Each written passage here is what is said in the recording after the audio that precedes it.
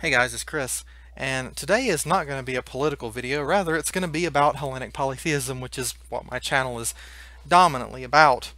And I want to talk about something very interesting today, and you've probably heard this yourself many times. Now, as a Hellenist, as a Hellenic polytheist, I am very weary of the absurd claim that ancient Greece ripped off ancient Egypt. You'll hear people say things like, well, ancient Greece and Hellenism is just a ripoff of ancient Egypt and Kemeticism. It's absolutely ridiculous. Now, I don't contest that ancient Greece borrowed things from its neighbors. It most certainly did. I mean, we know that they did that. I am simply sick of the claim that, as I said, that Greece and Hellenism has no originality. It's ridiculous. There are many things I want to point out. Now, first of all, let's explain how these two ancient civilizations were fundamentally different. And I'd like to begin by saying that I have some Kemetic friends, and this is certainly not meant to be an attack on them, their religion, or their culture. It's about historical honesty and reason.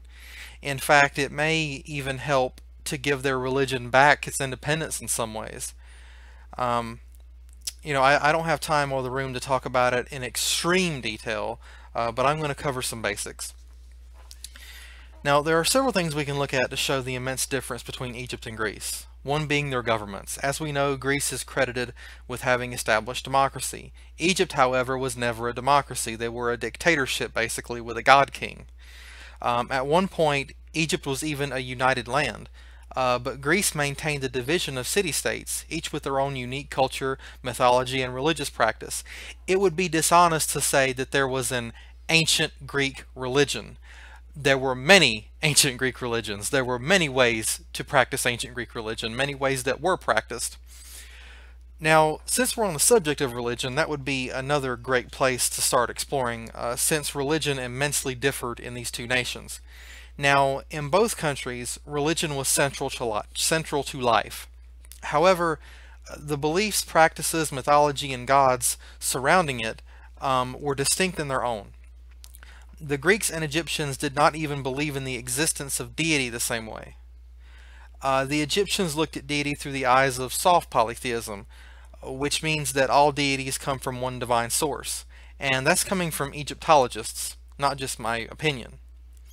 The Greeks, however, were most certainly hard polytheists, which is the belief that all deities are their own divine source. They don't come from anything other than themselves, and they're not dependent on any source for their existence and powers other than themselves. The religious structure in Egypt and Greece was completely different. They didn't even believe in the existence of deity the same way. The Greeks also did not believe in the practice of magic like the Egyptians did. Certain spells were designed to dictate the actions of deities, and the Greeks would have looked at this as highly arrogant. The Greeks were not the same or next to their gods. They were under their authority, and they very much believed that.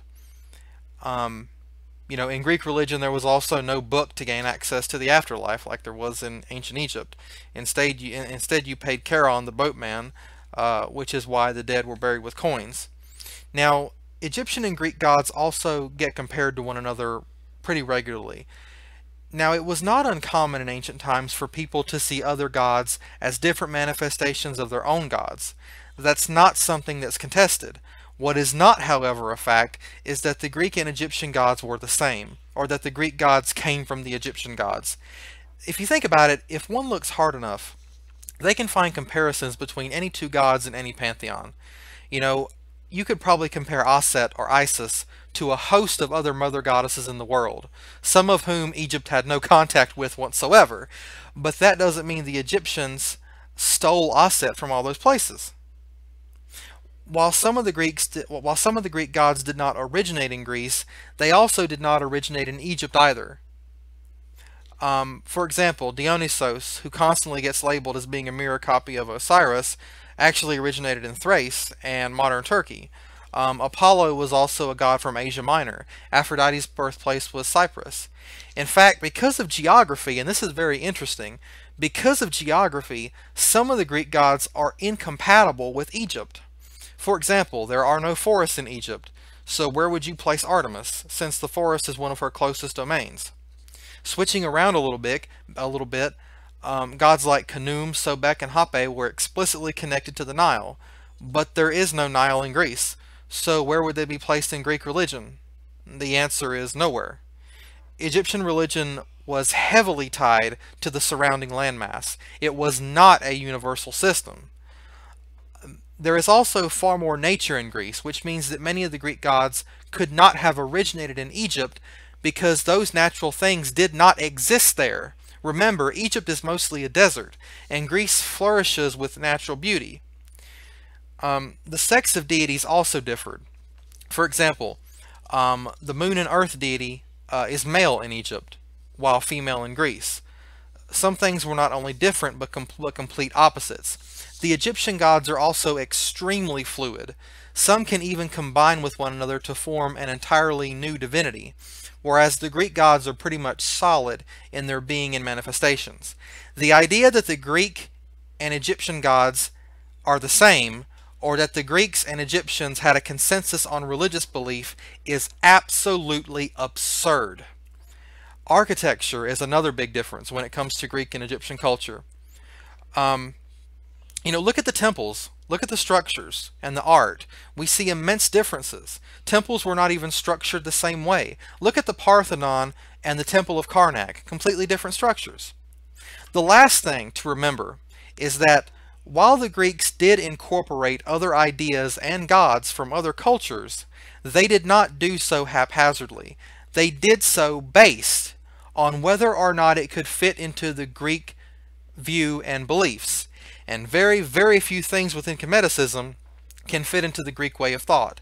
The things the Greeks borrowed, adopted, and incorporated had to be compatible with Greece, which means that technically the things they adopted or allowed into their culture were already Greek in the first place. So they didn't steal it, they simply agreed with it.